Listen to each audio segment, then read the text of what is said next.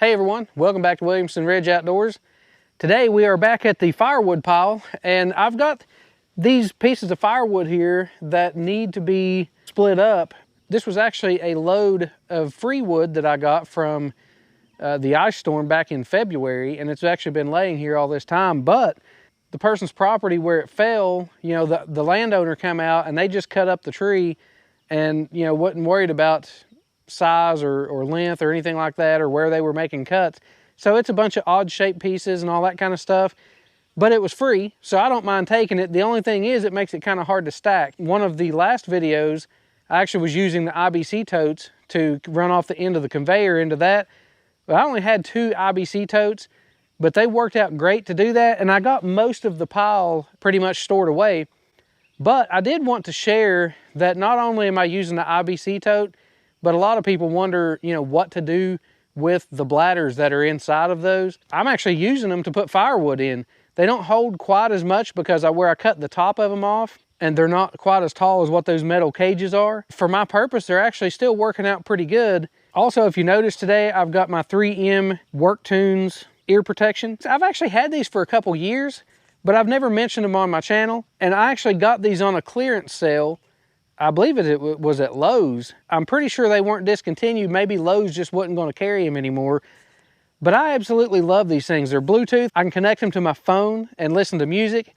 You can also, if your phone rings or something, you'll hear it through your ear protection. That way, if you're expecting a call or something, then you can go ahead and split wood or be on your tractor, and it'll come right through these and you'll hear your phone ringing.